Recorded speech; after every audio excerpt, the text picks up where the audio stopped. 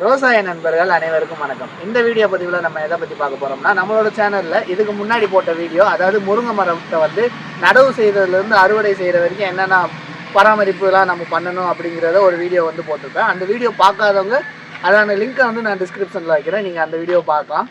அதே மாதிரி வந்து அந்த வீடியோவை பார்த்துட்டு நிறைய பேர் வந்து சந்தேகங்கள் எழுப்பியிருந்தீங்க. அது நிறையா சப்ஸ்கிரைபர் என்ன சொன்னாங்க அப்படின்னா, இந்த மாதிரி முருங்கை மரத்தில் வந்து இந்த மாதிரி பிசின் வருது, பிசின் வந்து நமக்கு வந்து காய்கள்லாம் வந்து காஞ்சி போகுது, அதுக்கு என்ன பண்ண முடியும், அந்த காய்களை வந்து நம்ம சமைக்கிறப்போ வந்து கசப்பு வந்து அதிகமாக இருக்குது அப்படிங்கிறதெல்லாம் நிறையா பேர் சொல்லியிருங்க. அதுக்கு என்ன பண்ண முடியும் அப்படிங்கிறதெல்லாம் நிறையா பேர் கேட்டிருந்தீங்க.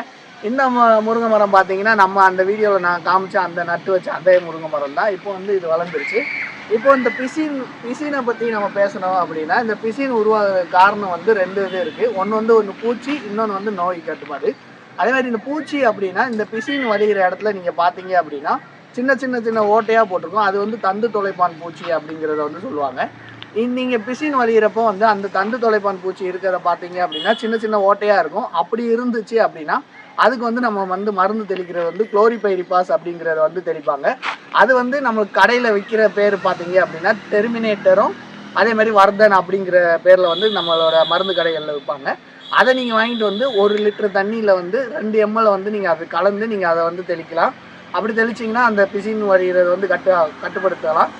அது இல்லை, நான் வந்து இயற்கை மூலயமா நான் போகிறேன் அப்படின்னு நீங்கள் நினச்சிங்க அப்படின்னா, அந்த ஓட்டை இருக்குன்னு சொன்னேன்ல, அதாவது தண்டு தொலைப்பான் போடுற ஓட்டையில் நீங்கள் வந்து உங்களோட எருவையும் சாணியும் கலந்து வந்து நீங்கள் அந்த ஓட்டையை வந்து அடைச்சி விடுறது மூலயமா அதை கட்டுப்படுத்தலாம்.